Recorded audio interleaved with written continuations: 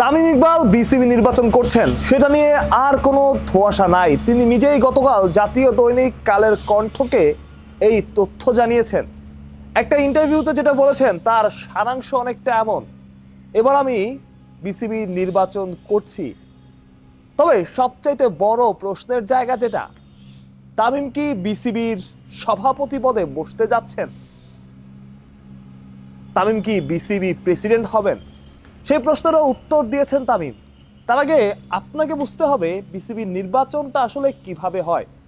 সরাসরি সেখানে সভাপতি নির্বাচন করা হয় না বা সভাপতি নির্বাচিত হয় না, যেটা কোয়াব বা অন্য জায়গায় হয়। প্রথমে আপনাকে পরিচালক হয়ে আসতে হবে, তারপর সেখান থেকে ভোটের মাধ্যমে আপনি সভাপতি নির্বাচন হবেন। তামিম একটাবারের জন্য বলেন নাই তিনি সভাপতি হতে চান না, বরং প্রসেসটার কথা জানিয়েছেন। যদি তার মনে হয় সবার সমর্থন থাকে তবে অবশ্যই তিনি চেষ্টা করবেন, এবং যে 4 বছর তিনি সময় পাবেন সেই সময়ে তিনি কি করবেন, সেটা পরিচালক হোক বা প্রেসিডেন্ট, সেটাও তিনি পরিষ্কার করেছেন। অন্যদের মতো অনেক কিছু করে ফেলবো, অনেক কিছুর পরিবর্তন আনবো, তেমন কিছুই তামিম ইকবাল করতে চান না। তিনি বলেছেন ছোট ছোট কাজ, 2-4টা কাজ, 2-4টা পরিবর্তন তিনি আনতে চান। সেটা হতে পারে স্কুল ক্রিকেট, সেটা হতে পারে বাংলাদেশের ক্রিকেটারদের সুযোগ সুবিধা বৃদ্ধি, ক্রিকেটের সুযোগ সুবিধা বৃদ্ধি, এমন অনেক কিছু। তবে প্রশ্ন চলেই আসে, তামিম ইকবাল যদি প্রেসিডেন্ট না হন তবে কেনই বা বিসিবি ইলেকশন করবেন? বুদ্ধিমানের জন্য হয়তোবা ইশারাই যথেষ্ট। অক্টোবরে বিসিবির নির্বাচন হওয়ার কথা, তার আগে তফসিল ঘোষণা হবে, কবে নির্বাচন হবে সেটা ঠিক হবে। এটা আপাতত সম্ভাব্য ডেট। তামিম ইকবাল কি হচ্ছেন?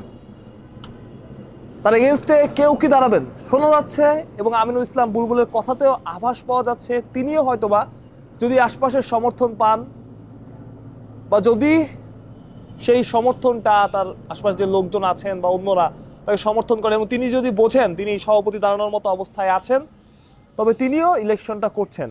অর্থাৎ অনেক দিন পর বিসিবি ইলেকশনে জমজমাট একটা পরিস্থিতি হবে, জমজমাট একটা ভোট হবে, সেটার আশা করাই যাচ্ছে। এমন যদি হয় তামিম ইকবালের এগেনস্টে আমিনুল ইসলাম বুলবুল দাঁড়িয়েছেন, দুজনই সভাপতি পদে ইলেকশন করছেন, দুজনই পরিচালক হয়েছেন, তবে সেটা অবশ্যই জমজমাট একটা ভোটের আভাসই দেয়।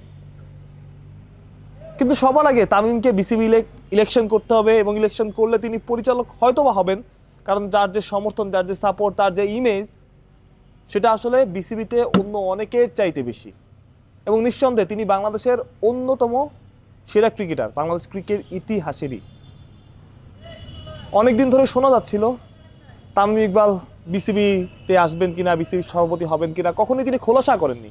গতকাল যেটা বলছিলাম, কালের কণ্ঠকে দেওয়া একটা ইন্টারভিউতে তিনি সবকিছু খোলাসা করেছেন। অর্থাৎ সবকিছু ঠিকঠাক থাকলে তিনি বোর্ডে আসছেন, পরবর্তী সভাপতি নির্বাচনও হয়তো বা করবেন। মাঝে মাত্র 1টা মাস, তারপরই সব ঠিকঠাক থাকলে বিসিবি ইলেকশন হওয়ার কথা। এবং হুট করেই ক্রিকেট পাড়ায় যেন সেই উত্তাপটা টের পাওয়া যাচ্ছে, কারণ এতদিন এর আগে অনেকাংশেই প্রেসিডেন্ট ব্যাপারটা ছিল নির্ধারিত, একজনই দাঁড়াতেন, একজনই হয়েছেন।